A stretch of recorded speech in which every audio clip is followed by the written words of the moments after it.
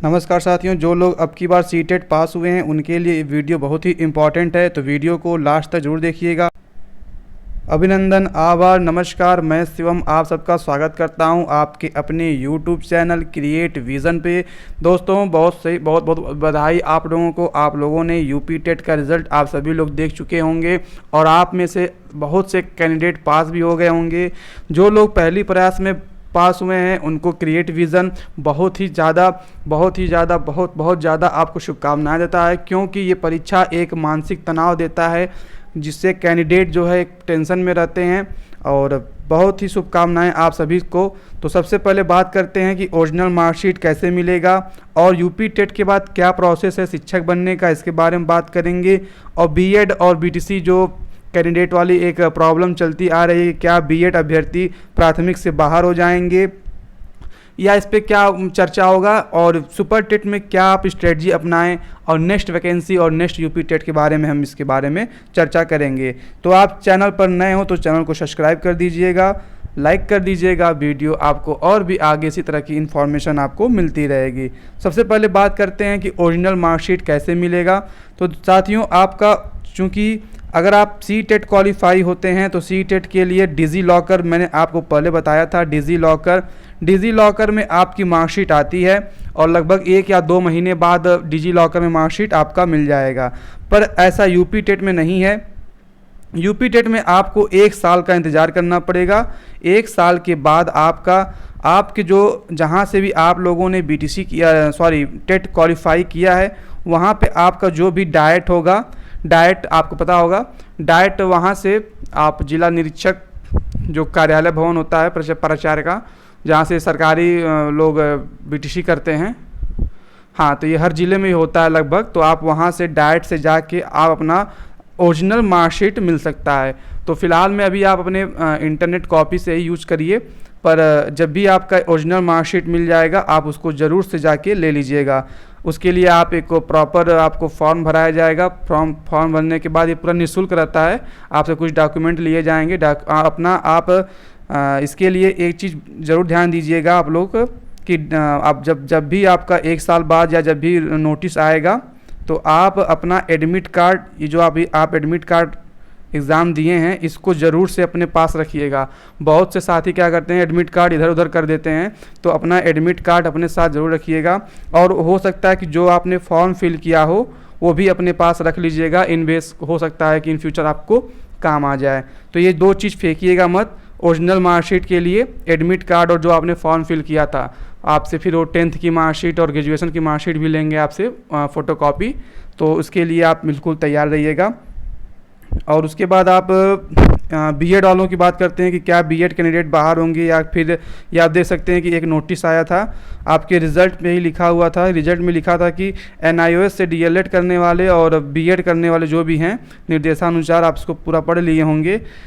तो इनका जो भी देखिए रिज़ल्ट है ये कोर्ट के अधीन है। तो कोर्ट अगर इस पर अगर बीएड को प्राथमिक से बाहर करता है, तो अगर बीएड को प्राथमिक से बाहर करता है तो इनका जो बीएड कैंडिडेट का जो प्राइमरी का टेट है वो अमान्य हो जाएगा। और पर जहाँ तक अभी ऐसा कुछ नहीं होगा, क्योंकि 69,000 जो वैकेंसी कंप्लीट हुई है उसमें आप देख सकते हैं कि बहुत से कैंडिडेट जो है बीएड वाले ही हैं और कुछ बीटीसी वाले हैं, और एनआईओएस वाले तो अभी मान लीजिए उसके बाद से शुरू हुआ है। तो आप लोग बिल्कुल भी निश्चिंत रहिए, ऐसा कुछ होने वाला नहीं है, क्योंकि ये उत्तर प्रदेश है, यहाँ पे कुछ भी नहीं ऐसा हो सकता है, संभावनाओं का प्रदेश है ये। पर हम भी कोर्ट के अधीन हैं, हम ऐसा कुछ कह नहीं सकते हैं कि नहीं, हम कहे हैं कि हो जाएगा, बाहर होगा या नहीं होगा। ये समस्त न्यायालय के आप जान सकते हैं कि न्यायालय के अधीन है, और कैंडिडेट हैं उच्च न्यायालय, हाई कोर्ट के बाद फिर सुप्रीम कोर्ट जाएंगे। तो ऐसा कोई मतलब नहीं, इस बीच अगर वैकेंसी आ जाती है तो फिर आप बीएड किए हों, बीटीसी किए हों, दोनों लोग क्वालिफाई हो जाएंगे और एक टीचर बन जाएंगे। और एक बार जब आप टीचर बन गए तो फिर आपको कोई नहीं हटा सकता, क्योंकि सरकार भी एक, कोर्ट भी एक सोचेगा कि आपको रोज़गार दे के फिर आपको हटाएगा कैसे। तो बहुत सी इसमें चर्चाएं परिचर्चाएं हैं, तो इसमें इसको कोर्ट के अधीन ही रहने दीजिए। फिलहाल जो भी कैंडिडेट बीएड कैंडिडेट हमारे हैं, जो भी बंधु पास हुए हैं, उन सबको बहुत बहुत बधाई हो। आप सभी लोग पास हैं, निश्चिंत होकर अपना अगले वैकेंसी सुपर टेट की तैयारी कीजिए। यूपी टेट के बाद शिक्षक बनने का क्या प्रोसेस है? प्रोसेस देखिए बहुत ही सिंपल है। आपका एक वैकेंसी आएगी वैकेंसी में आपको फॉर्म फिल करना है, उसके बाद आपका एक एग्ज़ाम होगा, एग्ज़ाम देने के बाद आपका उसमें रिज़ल्ट आएगा। अच्छा, आप ज़रूरी नहीं है कि यूपी में ही टीचर बनिए, यूपी से अलग अलग जगह भी आप टीचर बन सकते हैं। मैं बताऊं आपको, यूपी में भी प्राइमरी टीचर बन सकते हैं, यूपी पीआरटी जिसको बोलते हैं, प्राइमरी टीचर की वैकेंसी आती है। या इसके अलावा आप केवीएस केंद्रीय विद्यालय, एनवीएस नवोदय विद्यालय, और सबसे अभी वैकेंसी आने वाली है DSSB यानी कि दिल्ली बोर्ड। हाँ, दिल्ली में सबसे अच्छा मौका, सुनहरा मौका है, क्योंकि इसकी वैकेंसी थोड़ी फास्ट होती है। अभी आप देखेंगे कि फरवरी मार्च में एग्ज़ाम हुआ था, उसके 10 दिन बाद ही आंसर की आ गई, तो 1 महीने बाद उसका रिजल्ट भी आ जाएगा और 10-20 दिन बाद उसका ज्वाइनिंग भी करा देते हैं। तो DSSB इसमें आगे रहती है, तो इससे आप इसकी तैयारी करके आप जो है टीचर बन सकते हैं। REET रीट, आप राजस्थान का जानते होंगे रीट, तो रीट से भी आप अच्छा टीचर बन सकते हैं, जिसमें आपका पूरा डिग्री मान्य है। हाँ, पर रीट में बीएड कैंडिडेट अलाउ नहीं है, इस चीज़ को आप देखिए। कोई भी टीचर वैकेंसी के लिए सबसे पहले जो नोटिफिकेशन आता है उसको आप अच्छे से पढ़ लीजिएगा। नोटिफिकेशन में जो जो लिखा रहेगा, जो लोग मान्य हैं, जो लोग वैलिड हैं, उन जो एलिजिबिलिटी है, वो सब नोटिफिकेशन में लिखा हुआ रहता है। तो मैंने बताया कि आप यूपी पीआरटी, केवीएस नवोदय, और एक आप देखिएगा जो है वैकेंसी आती है आर्मी पब्लिक स्कूल की, वहाँ से भी आप टीचर बन सकते हैं। तो ऐसे ज़रूरी नहीं है कि आप यूपी में ही टीचर बने, मध्य प्रदेश में भी आता है MP टेट करा के, तो सबका पैटर्न एक है लगभग। आप वहाँ से वैकेंसी क्लियर करके आराम से बाहर जो है एग्ज़ाम दे सकते हैं। सुपर टेट स्ट्रेटजी क्या है? तो सुपर टेट का सबसे पहले हम किसी भी वैकेंसी की तैयारी करने के लिए सबसे पहले उस वैकेंसी का क्या प्रोस्पेक्टस है, क्या कैसे उसमें क्वेश्चन पूछा जाता है, कितने घंटे का पेपर होता है, क्या नेगेटिव मार्किंग है या नहीं। तो यूपी सुपर टेट आप जानते हैं कि यूपी सुपर टेट जो है वो 2.5 घंटे का पेपर होता है और 150 नंबर का पेपर होता है और 150 क्वेश्चन उसमें होते हैं, यानी कि एक क्वेश्चन 1 नंबर का होता है। तो सबसे पहले पेपर आप देखेंगे कि पेपर में एक अच्छा खासा 14 सब्जेक्ट का सिलेबस दिया गया है, एक बहुत ही लेंदी सिलेबस है जिसको कवर करने में 3 से 4 महीने आपको लग जाएंगे। तो जो साथी अभी सोच रहे हैं कि नहीं ये हम कर ले जाएंगे, वैकेंसी आ जाएगी, हम पहले वैकेंसी निकलवाएंगे उसके बाद तैयारी करेंगे, तो मेरे तरफ से यही सलाह है आपको कि आप सबसे पहले ठीक है वैकेंसी निकलवाने की तैयारी आप कीजिए, पर उससे पहले आप अपना सब जो सिलेबस है वो 3 से 4 महीने में कंप्लीट करने का भी प्रयास कीजिए। जो लोग कोचिंग करना चाहते हैं, हो सकता है बहुत लोग कोचिंग के होंगे या कुछ लोग सेल्फ स्टडी के चक्कर में होंगे, तो मैं यही कहूँगा कि सेल्फ स्टडी के कोचिंग अगर आप करना चाहते हैं तो ठीक है, और कोचिंग के साथ सेल्फ स्टडी सबसे इम्पॉर्टेंट है। अगर आप सेल्फ स्टडी भी नहीं करेंगे तो कोई बड़ी से बड़ी कोचिंग भी रहे आपको सफलता नहीं दिला सकती, भले वो कितने सफलता का वादा करता रहे। तो आप सबसे पहले क्या कीजिएगा, सबसे पहले आप इसका जो भी पुराना यहाँ पे यूपी टेट का 2 बार एग्ज़ाम हो चुका है, आप उसका सिलेबस को अच्छे से पढ़िएगा और आप देखिएगा कि उसमें यूपी टेट का लगभग आपको 50% मिल जाएगा। तो यानी 50% आपका पहले से तैयार है, बाकी 50% के लिए आपको मेहनत करना है। दूसरा, आप उसमें देखिएगा कि आपको एक मॉडल पेपर सॉल्व करिएगा, टाइम कितना लग रहा है, कितना हमारा क्वेश्चन सही लग रहा है। जो भी आपका वीक है, जिसका बहुत लोग का हिंदी संस्कृत मजबूत होता है, तो इसमें इंग्लिश नहीं मजबूत होती है, क्योंकि इसमें आपको हिंदी, संस्कृत, इंग्लिश, जियोग्राफी, संविधान, हर जो सब्जेक्ट आप पढ़ के आए होंगे वो सब फिर आपसे पढ़ना पड़ेगा। तो मान लीजिए आपका इंग्लिश कमज़ोर, तो इस पे ध्यान दीजिए। और आप किसी भी सब्जेक्ट को छोड़ नहीं सकते, ये गलती मत कीजिएगा। आप लोग अभी यूपी टेट में बहुत से साथी जो है हिंदी को छोड़ देंगे, संस्कृत को छोड़ देंगे, यानी 120 नंबर की तैयारी में वो काम करते हैं, सोचते हैं कि 90 नंबर लाना है तो 120 की तैयारी कर लेते हैं, हो जाएगा, एक सब्जेक्ट छोड़ देते हैं। पर इसमें अगर आप ऐसी गलती करते हैं, कोई भी 10 नंबर या 5 नंबर का जो एक सिलेबस छोड़ेंगे आपको, तो उसका बहुत ही नुकसान आपको होना पड़ेगा, क्योंकि इसमें एक एक नंबर के लिए लड़ाई होती है, एक एक नंबर के लिए आपका कट ऑफ इतना ऊपर नीचे जाएगा। तो जो लोग अभी से तैयारी कर रहे हैं, आप सभी लोग जो भी आपका वीक सेक्शन है उसको पहले आप मजबूत कीजिए, और जो आपका फ़ायदा, जो आपको अच्छा है, जो आपका मजबूत है, उसको आप लास्ट तक लेके जा सकते हैं, ठीक है। और मैं आपको बता दूं कि यूपी टेट या सी टेट अगर आप क्वालिफाई हो गए हैं, तो सी टेट और यूपी टेट आप पीआरटी की वैकेंसी में, यूपी पीआरटी की वैकेंसी में, चाहे आप यूपी टेट लगाइए चाहे सी टेट लगाइए, दोनों ही वैलिड हैं। मैं बता रहा हूँ आपको कि दोनों ही वैलिड है, आप दोनों लगा सकते हैं। पर अगर आपके पास सी टेट है तो सी टेट का जो मार्कशीट होता है वो डिजी लॉकर में मिल जाता है। यूपी टेट के लिए मार्कशीट के लिए आपको वेट करना पड़ता है।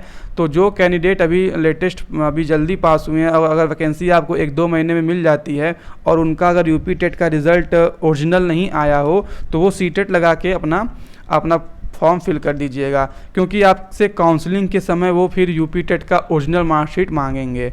ठीक है, तो ये चीज़ को आप ध्यान दीजिएगा, जब भी आपकी काउंसलिंग होगी तो आपके पास ओरिजिनल डॉक्यूमेंट चाहिएगा, इसके आधार पे ही आप अपना फॉर्म फिल कीजिएगा। तो यूपी टेट और सी टेट दोनों ही इक्वल हैं, आप इसमें से कोई भी फिल कर सकते हैं, आपको कोई दिक्कत नहीं है।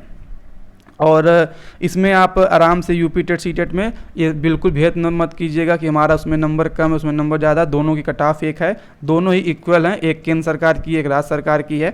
तो यूपी टेट सी टेट के बिना आप टीचर भी नहीं बन सकते। अगर आप इन दोनों में फेल हैं, अगर आप यूपी टेट चाहे सी टेट किसी एक में पास हैं तो आप टीचर वैकेंसी के लिए एलिजिबल हैं। पर आप इन दोनों में से किसी में कट ऑफ क्लियर नहीं कर रहे हैं तो आप फिर टीचर नहीं बन सकते, फिर आपको नेक्स्ट टेट का इंतज़ार करना पड़ेगा।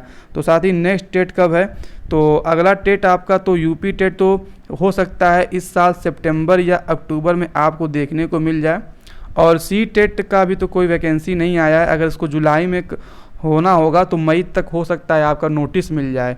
अगर जुलाई में सी टेट कराना होगा सीबीएसई को तो मई तक आपको नोटिस दे देगी, और सितंबर अक्टूबर में तो 2022 का यूपी टेट तो होना ही होना है। और इसी संदर्भ में शिक्षक भर्ती देखिए बहुत से साथी लगे हुए भी हैं, और गवर्नमेंट भी हो सकता है कि आपको 17,000 जो उसने पहले विज्ञापन चर्चा में था चुनाव के समय, तो 17,000 प्लस वैकेंसी आपको देखने को मिल सकती है। तो इसके लिए आप बिल्कुल तैयार रहिए, और 17,000 वैकेंसी रहती है तो फिर समझ लीजिए कि कट ऑफ कितना ज़्यादा जाएगा, क्योंकि आपका सुपर टेट का 150 नंबर होता है तो इसका 60% लिया जाता है। और जो आपका एकेडमिक है, एकेडमिक मतलब कि हाई स्कूल, इंटर, ग्रेजुएशन और बीटीसी या बीएड, इसका आपका 40% लिया जाएगा।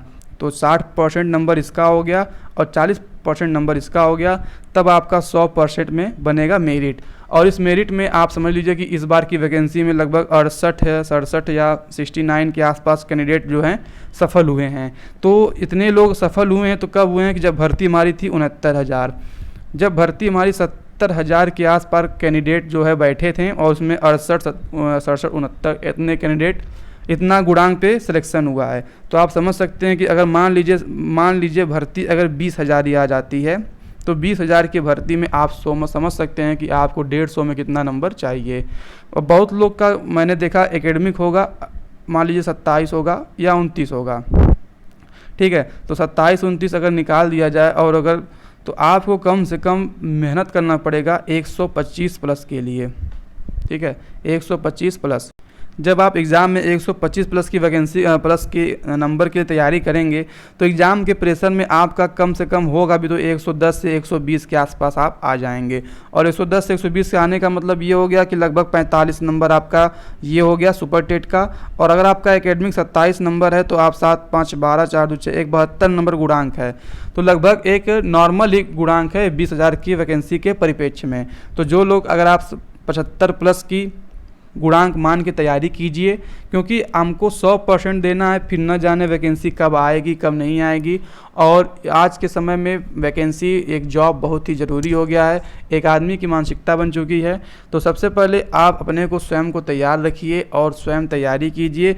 और कोई क्वेश्चन अगर आपका हो तो आप सभी लोग कमेंट में लिख सकते हैं, मैं उस कमेंट के सेक्शन से आपको रिप्लाई या अगर मुझे आवश्यकता लगता है तो मैं उसको वीडियो बना के आपको बता सकता हूं। तो जिसका कोई भी प्रॉब्लम हो आप उसको शेयर कर सकते हैं। चैनल पे आप नए हो तो चैनल को सब्सक्राइब कर लीजिएगा। इस पे आपको आगामी नेक्स्ट वैकेंसी जब भी आएगी उससे संबंधित आपको बहुत ही अच्छे मटेरियल मैं उपलब्ध कराऊँगा। और मैथ्स के लिए भी मैं लगा रहूँगा आगे भी। और बाकी अभी कुछ प्रॉब्लम है तो इससे वजह से भी मैथ का प्रॉब्लम वीडियो नहीं बन पा रहा है, बनाएंगे उसका भी चलेगा, क्लास चलेगा प्रॉपर। और बाकी सुपर टेट के लिए भी क्लास चलेगा। बाकी आप वीडियो अच्छा लगे तो लाइक कर दीजिएगा। बहुत बहुत थैंक यू साथियों।